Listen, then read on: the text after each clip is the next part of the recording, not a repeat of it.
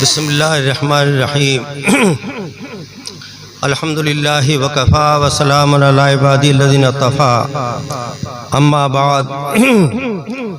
بزرگان محترم اور عزیزان گرامی اور عزیز طالبات، بخاری شریف کا یہ آخری درس ہے، آخری حدیث ہے۔ امام بخاری رحمۃ اللہ علیہ کو اللہ نے بڑے اخلاص سے نوازا تھا، بڑا اونچا تقویٰ عطا کیا تھا، بڑا اونچا علم عطا کیا تھا۔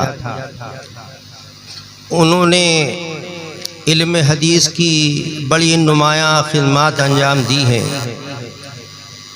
حضرت امام بخاری رحمۃ اللہ علیہ بچپن سے ہی جید حفظ والے تھے، بڑی اچھی ان کی یادداشت تھی۔ ان کے والد ماجد بچپن میں انتقال کر گئے تھے۔ والدہ محترمہ نیک خاتون تھیں۔ ان کی یہ چاہت رہی، دلی خواہش رہی، میرا بیٹا بڑا عالم بنے، بڑا محدث بنے۔ اس سلسلے میں انہوں نے بڑی رقم خرچ کی۔ امام بخاری رحمۃ اللہ علیہ نے اپنی والدہ کی نصیحت کے مطابق علم حدیث حاصل کرنے میں بڑی محنتیں کیں، بہت جگہوں کے سفر کیے، بڑی مشقت برداشت کی۔ ایک مرتبہ ان کے استاد محترم حضرت اسحاق ابن راہویہ رحمۃ اللہ علیہ یہ فرمانے لگے، کیا ہی اچھا ہوتا کوئی ایک ایسی کتاب مرتب کرتا، ایسی کتاب لکھتا جس میں صحیح حدیثیں لکھی جاتی۔ امام بخاری رحمۃ اللہ علیہ کے دل کو یہ بات لگ گئی اور انہوں نے ارادہ کیا کہ مجھے استاد محترم کی چاہت کے مطابق ایسی ہی کتاب لکھنی ہے جس میں تمام صحیح حدیثیں ہوں۔ پھر آپ نے خواب دیکھا، خواب میں دیکھا کہ رسول اللہ صلی اللہ علیہ وسلم تشریف فرما ہے اور امام بخاری رحمۃ اللہ علیہ کے ہاتھ میں پنکھا ہے اور وہ رسول اللہ صلی اللہ علیہ وسلم کے جسم سے مکھیوں کو دفع کر رہے ہیں، اڑا رہے ہیں۔ آپ نے اس زمانے کے بڑے معبر سے اس کی تعبیر پوچھی۔ انہوں نے بتایا کہ اللہ تعالیٰ تمہارے ذریعے سے حدیث کا بڑا کام لے گا اور رسول پاک صلی اللہ علیہ وسلم کی احادیث مبارکہ سے کذب کو، افتراء کو دور کرے گا، اس کی مکھیوں کو دفع کرے گا۔ چنانچہ ایسا ہی ہوا۔ امام بخاری رحمۃ اللہ علیہ نے 10 لاکھ سے زیادہ، 6 لاکھ سے زیادہ حدیثیں یاد کیں۔ ان میں سے انتخاب کر کے 7,000 سے کچھ زیادہ بخاری شریف کے اندر درج کی اور بہت ہی احتیاط کے ساتھ درج کی۔ اور ان کی حدیث کی قدر کی علامت یہ تھی کہ غسل کرتے، وضو کرتے، 2 رکعت نماز نفل پڑھتے، پھر حدیث لکھا کرتے تھے۔ بخاری شریف پوری کی پوری اس طرح سے انہوں نے لکھی اور حدیث پاک کی بڑی قدر ان کے دل میں، عظمت ان کے دل میں، احترام ان کے دل میں۔ ان کی حدیث کی قدر کی وجہ سے، احترام کی وجہ سے، عظمت کی وجہ سے اللہ تعالیٰ نے ان کی لکھی ہوئی کتاب بخاری کو حدیث کی تمام کتابوں میں زیادہ اونچا مقام عطا کیا۔ اور اس کے بارے میں محقق علماء کا فیصلہ ہے کہ بخاری جو ہے اصح الکتب بعد کتاب اللہ الصحیح البخاری، اللہ کی کتاب کے بعد میں، قرآن پاک کے بعد میں تمام صحیح کتابوں میں بخاری شریف سب سے زیادہ صحیح کتاب ہے۔ یہ ان کے اخلاص کی برکت سے ہوا، حدیث پاک کی قدر اور عظمت کی وجہ سے ہوا کہ حدیث کی قدر ان کے دل میں تھی، عظمت ان کے دل میں تھی۔ جو علم کا جتنا علم کی جتنی قدر کرتا ہے، جتنا اس کے اندر اخلاص ہوتا ہے، اللہ تعالیٰ اسی اعتبار سے حدیث کا نور اس کو عطا کرتا ہے، حدیث کی برکت ادا کرتا ہے، حدیث پاک سے اسے بھی فائدہ پہنچتا ہے اور اس کے ذریعے سے دوسروں کو فائدہ پہنچتا ہے۔ امام بخاری رحمۃ اللہ علیہ نے کتاب کا افتتاح کیا انما الاعمال بالنیات والی حدیث سے، جس میں اس طرف اشارہ کر دیا کہ نیت میں جتنا اخلاص ہوگا، جتنے خلوص نیت سے عمل کیا جائے گا، اللہ کے یہاں اسی اعتبار سے اس کی مقبولیت ہوگی، عمل مقبول ہوگا، اور قیامت میں اعمال تولے جائیں گے اور عمل کا وزن اس کی نیت کے اخلاص کی بقدر ہوگا۔ جیسے نیت میں اخلاص ہوگا ویسے ہی وہاں پر عمل کا وزن بھی ہوگا۔ آخر میں امام بخاری رحمۃ اللہ علیہ نے اس طرح اشارہ کر دیا کہ تمام اعمال کو خلوص نیت کے ساتھ کرنا چاہیے، اخلاص سے کرنا چاہیے۔ حضرت امام غزالی رحمۃ اللہ علیہ ان کا واقعہ مشہور ہے، جس مدرسے میں آپ پڑھتے تھے اس مدرسے کو اس وقت کے بادشاہ نے قائم کیا تھا۔ بادشاہ سے لوگوں نے شکایت کی، آپ نے جس مدرسے کو قائم کیا ہے اللہ کی رضا کے لیے، وہاں جو طلبہ ہیں ان کی نیتیں تو ٹھیک معلوم نہیں ہوتی، ان کی نیتوں میں کوتاہی ہے، نقص ہے، دنیاوی مفاد اور مقاصد کے لیے آپ کے مدرسے میں طلبہ علم حاصل کر رہے ہیں۔ جب انہوں نے بہت سے شکایت سنی، ایک مرتبہ امتحان کے لیے پہنچ گئے، تحقیق کے لیے مدرسے میں پہنچ گئے، طلبہ سے ان کی غرضوں کو پوچھا، تم کس غرض سے کس مقصد سے پڑھ رہے ہو؟ کسی نے کچھ بتایا، کسی نے کچھ بتایا۔ چونکہ ملک مسلم تھا، بادشاہ مسلمان تھے، تو علماء کو بڑے بڑے حکومت میں عہدے دیے جاتے تھے جس سے ان کو فائدہ پہنچتا تھا، تو اکثر طلبہ نے وہی غرض ظاہر کی، ہم علم یوں پڑھ رہے ہیں ایسے عالم بن جائیں، پھر قاضی بن جائیں، پھر حکومت میں مفتی بن جائیں، وغیرہ وغیرہ۔ بادشاہ کو بڑی تکلیف ہوئی کہ طلبہ علم حاصل کر رہے ہیں، مدرسے میں نیتیں ٹھیک نہیں ہیں، اور میں اتنی رقم خرچ کر رہا ہوں، پھر کیا فائدہ اس رقم کے خرچ کرنے سے؟ ذہن میں یہ آیا کہ مدرسے کو بند کر دیں۔ مدرسے سے نکل رہے تھے، دروازے کے قریب ایک طالب علم کو دیکھا، بوسیدہ لباس میں ہے اور کتاب کے پڑھنے میں منہمک ہے۔ سوچا اس بچے سے بھی معلوم کر لیں، پوچھا بیٹا تم کیوں علم حاصل کر رہے ہو؟ انہوں نے کہا اس لیے تاکہ مجھے اللہ کے احکام معلوم ہوں اور میں اللہ کی رضا کے لیے ان پر عمل کروں اور اوروں کو بھی اللہ کے احکام سکھاؤں تاکہ اللہ ان سے بھی راضی ہو اور وہ اس پر عمل کریں۔ بادشاہ نے اس طالب علم کے اس جواب کو سنا، خوش ہو گیا اور اس نے وہ اپنا ارادہ جو مدرسے کو بند کرنے کا تھا وہ ختم کیا اور سوچا کہ اگر ایک طالب علم بھی ایسا مخلص تیار ہو گیا تو میری نجات کے لیے کافی ہے۔ یہ طالب علم جو بہت سیدھا لباس میں اور جس نے اس طرح سے اس بادشاہ کو جواب دیا جس میں اخلاص والی بات تھی، تو یہ طالب علم امام غزالی رحمۃ اللہ علیہ تھے۔ امام غزالی رحمۃ اللہ علیہ کو اللہ نے بڑا علم عطا کیا اور ان کی اخلاص اور تقوی کی برکت سے انہیں خود علم سے بہت بڑا فائدہ پہنچا اور ان کے ذریعے سے اللہ نے دوسروں کو بہت فائدہ پہنچایا۔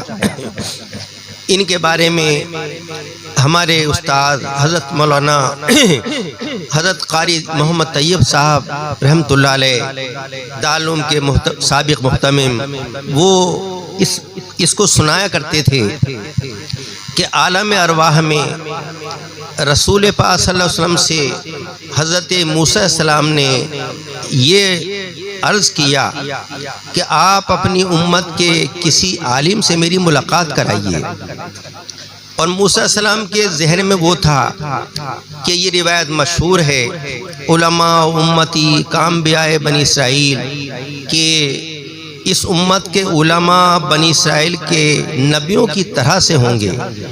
حضرت مولانا مفتی محمود صاحب گنگوئی فرمایا کرتے تھے یہ حدیث لفظاً تو موضوع ہے لیکن معنن صحیح ہے، حقیقت ایسی ہی ہے۔ تو حضرت موسیٰ السلام کے ذہن میں یہ بات تھی کہ اس امت کے علماء بنی اسرائیل کے نبیوں کی طرح سے ہوں گے، تو ایک عالم سے ملاقات کر کے اس کا اندازہ لگایا جائے۔ نبی پاک صلی اللہ علیہ وسلم نے حضرت امام غزالی کی روح کو بلایا، انہوں نے ملاقات کی۔ موسیٰ السلام نے ان سے پوچھا تمہارا کیا نام ہے؟ انہوں نے بتایا میرا نام غزالی ابن فلاں ابن فلاں ابن فلاں، شجرہ گنا دیا۔ موسیٰ السلام نے کہا غزالی ہم نے تو تمہارا نام پوچھا تھا، تم نے شجرہ سنانا کیوں شروع کر دیا؟ امام غزالی نے جواب دیا موسیٰ کوہ طور پر اللہ نے آپ سے یہ معلوم کیا تھا وما تلک بیمینک یا موسیٰ، اے موسیٰ تمہارے دانے ہاتھ میں کیا ہے؟ تو اس کا جواب سیدھا یہ تھا عصا، لاٹھی ہے۔ لیکن موسیٰ آپ نے یہ کیوں کہا تھا؟ ہیا عصایا، یہ میری لاٹھی ہے، اتوکا علیہا، اس پر میں ٹیک بھی لگاتا ہوں، احش بہا علی غنمی، بکری کے لیے پتے بھی جھاڑتا ہوں۔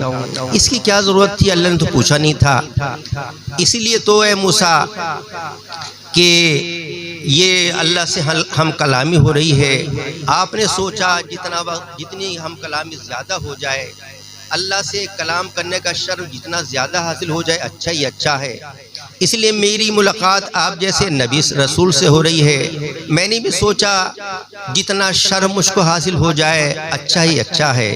موسیٰ السلام سمجھ گئے کہ واقعی اس امت کے علماء بنی اسرائیل کے انبیاء کی طرح سے ہیں۔ تو امام بخاری رحمۃ اللہ علیہ نے اپنی بخاری کتاب کا افتتاح اس حدیث سے کیا انما الاعمال بالنیات، اعمال کا دار و مدار نیتوں پر ہوتا ہے، اور آخر میں یہ باب قائم کر کے اس بات کو ظاہر کر دیا اعمال تولے جائیں گے۔ تمام ایمان والوں کا یہ عقیدہ ہے اور یہ عقیدہ رکھنا ان کے لیے فرض ہے کہ قیامت قائم ہوگی اور انسان نے جتنے اعمال کیے فرشتوں نے کرامن کاتبین نے اعمال ناموں میں ان کو درج کر لیا، تمام اعمال وہاں تولے جائیں گے، اور جو عمل اخلاص والا ہوگا وزنی ہوگا اللہ کے یہاں اس پر اجر دیا جائے گا۔ آخر میں امام بخاری رحمۃ اللہ علیہ نے یہ ذکر کیا اور اشارہ اس طرف کر دیا کہ کوئی حدیث پڑھے، علم حاصل کرے، کوئی بھی عبادت کرے، اسے اپنی نیت کو خالص کر لینا چاہیے۔ اگر نیت خالص ہوگی اللہ کے یہاں اجر ملے گا، ثواب ملے گا، اللہ راضی ہوگا، ورنہ اس کی محنت ضائع ہو جائے گی۔ حضرات علماء کرام نے اپنی تقاریر میں عموماً سب باتیں ذکر کر ہی دیں، میں بھی اس حدیث کا ترجمہ کیے دیتا ہوں۔ باب قول اللہ ونضع الموازین القسط لیوم القیامہ، امام بخاری رحمۃ اللہ نے یہ باب قائم کیا ہے۔ اللہ تعالیٰ کا یہ ارشاد ہے ونضع الموازین القسط لیوم القیامہ، ہم عدل کی ترازوں کو قیامت کے دن قائم کریں گے۔ وَأَنَّ أَعْمَالَ بَنِي آدَمَ وَقَوْلُهُمْ يُوزَنُ، اور بنی اعمال کے اعمال جو ہیں اور ان کا قول جو ہے وہ سب وہاں تولے جائیں گے۔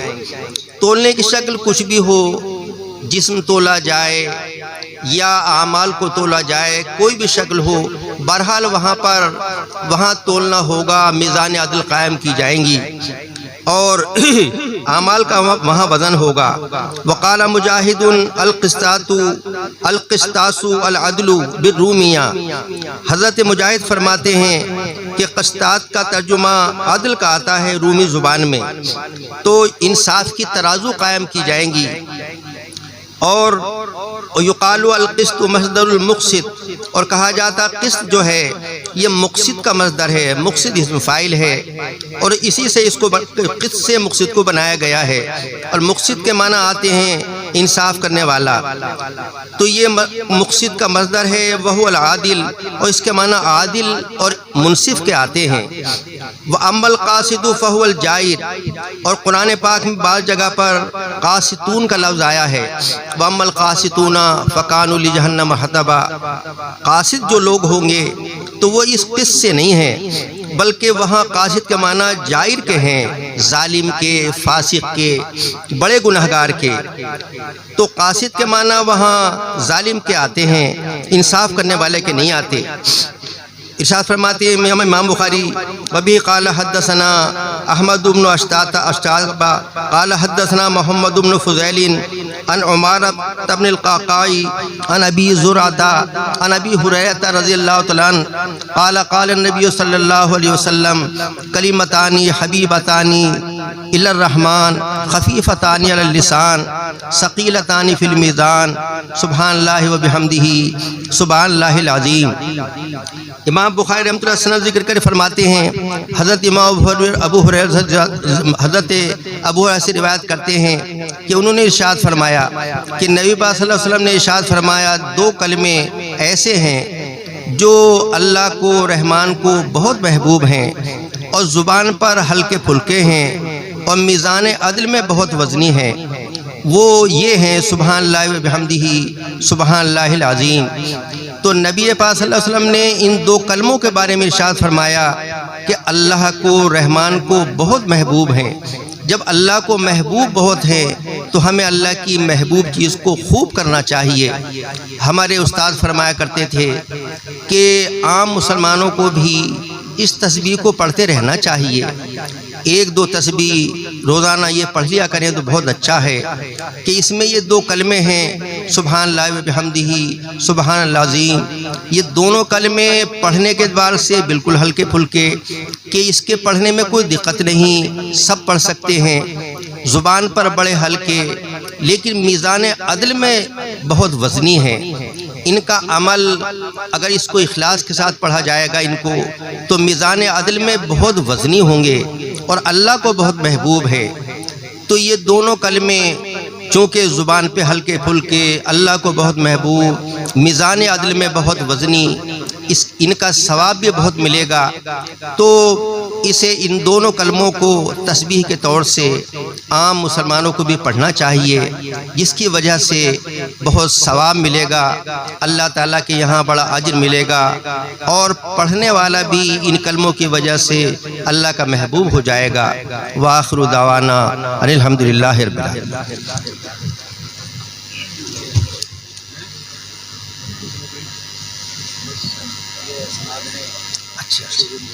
اچھا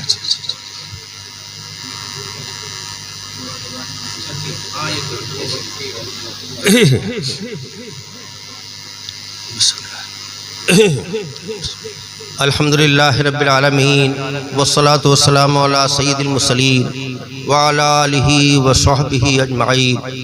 ربنا آتنا فی الدنیا حسنۃ وفی الآخرۃ حسنۃ وقنا عذاب النار۔ اے اللہ ہمارے گناہوں کو معاف فرما، ہماری خطاؤں کو معاف فرما، ہمیشہ کے لیے ایمان کامل نصیب فرما، اچھے اعمال اچھے اخلاق کی دولت نصیب فرما۔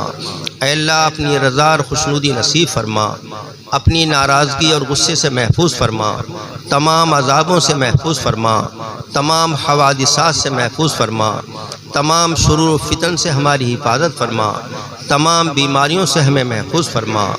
اے اللہ کرونا بیماری سے، ہارٹ اٹیک کی بیماری سے، کینسر کی بیماری سے، اے اللہ تمام خطرناک امراض سے خصوصاً اور جملہ امراض سے عموماً اے اللہ ہمیں محفوظ فرما۔